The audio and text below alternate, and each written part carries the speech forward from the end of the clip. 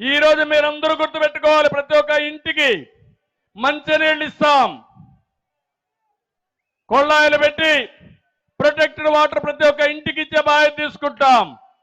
ఇదే కాకుండా తెలుగుదేశం పార్టీకి వెన్నెముక వెనుకబడిన వర్గాలు 140 కులాలున్నాయి.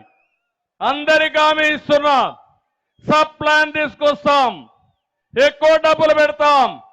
40 ఏళ్లుగా తెలుగుదేశం పార్టీని ఆదరించిన నా బీసీ సోదరుల్ని ఆదుకునే బాధ్యత తెలుగుదేశం పార్టీది.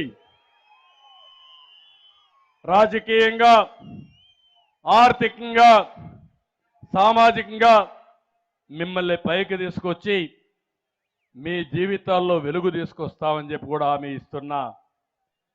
ఇంకో పక్క ఎన్టీ రామారావు గారి స్వగ్రామంలో నిమ్మకూరులో నేను ఈరోజు ఒక కార్యక్రమానికి శ్రీకారం చుట్టా. పేదవాళ్లతో నేను అండగా ఉంటా. పేదరికం లేని సమాజాన్ని చూడాలనేది నా జీవితాశయంగా పెట్టుకున్నా. ఎన్టీ రామారావు గారి కళ పేదవాళ్ళ కోసం పనిచేయాలనేది. ఆ సిద్ధాంతం ప్రకారం ఓటే హామీ ఇస్తున్నా. తెలుగుదేశం పార్టీకి ఒక క్లారిటీ ఉంది. పేదవాళ్ళని ఏ విధంగా ఆర్థికంగా పైకి తేవాలనో దానికి స్పష్టమైన విధానం ఉంది.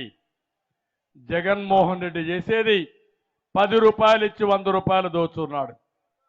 మనం చేయబోయేది సంపద సృష్టించి 15 రూపాయలు ప్రజలకిచ్చి ఆ 15 రూపాయల్ని 100 రూపాయలు చేసే మార్గం, అక్కడి నుంచి 1000 రూపాయలు చేసే మార్గం, దాన్ని 10,000 చేసే మార్గం, పేదవాళ్ళకు కూడా సంపద పంచడం, సంపదను సృష్టించడం నేర్పించే బాధ్యత తెలుగుదేశం పార్టీ తీసుకుంటాం. పేదవాడు జీవితాంతం శాశ్వతంగా ఆర్థిక అసమానతలో బాధపడడం కరెక్ట్ కాదు.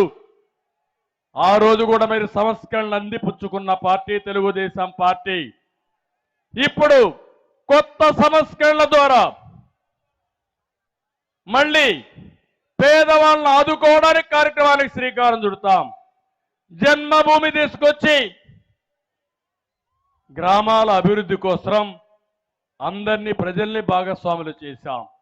ఈరోజు ప్రపంచంలో ఉండే తెలుగు వారందరినీ కూడా అనుసంధానం చేసి పేదవాళ్ళని ఏ విధంగా బాగు చేయాలో ఒక ప్రత్యేకమైన కార్యక్రమం, అది కూడా వికాసం అనే పేరు పెట్టి 5-10 సంవత్సరాల్లో ఈ రాష్ట్రంలో పేదవాళ్లకు పూర్తిగా న్యాయం జరిగేట్టుగా పేదరికం నుంచి పైకి తీసుకొచ్చే బాధ్యత తీసుకుంటాం.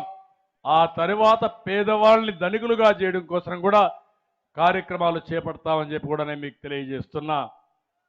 ఇవన్నీ మనం ముందుకు పోతా ఉంటే ఈరోజు జగన్మోహన్ రెడ్డి పిరికితనం వచ్చేసింది.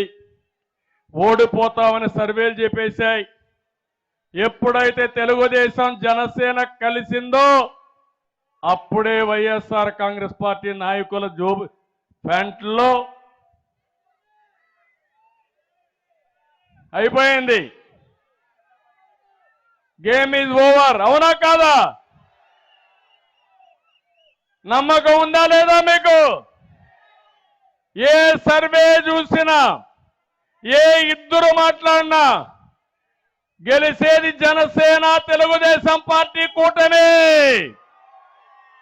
అవునా కాదా? అది చూసిన తర్వాత జగన్మోహన్ రెడ్డికి నిద్ర రావడంలా. నిద్ర రాకుండా ఈ మధ్య మీరు చూస్తే 90 మంది ఎమ్మెల్యేలు మార్చేస్తానంటున్నాడు. ఆ మార్పు మామూలు కాదు. ఇక్కడ చెత్త అక్కడికి, అక్కడ చెత్త ఇక్కడికి, ఇక్కడ చెత్త ఇంకొకటి ఇక్కడికి. చెత్త చెత్తే కదా. చెత్త మారిస్తే ఏమవుతుంది? ఎప్పుడన్నా రాజకీయాల్లో ట్రాన్స్ఫర్లు చూసారా మీరు? ప్రజాప్రతినిధులు మార్చారా ఎప్పుడన్నా? ప్రజాప్రతినిధి అనేది ఒక పవిత్రమైన బాధ్యత. ప్రజలకు మంచి చేయడం వీళ్ళందరి బాధ్యత. అలాంటి వ్యక్తుల్ని ఈరోజు ఇష్టానుసారంగా మార్చి ప్రజల్ని మోసం చేయాలనుకుంటున్నాడు.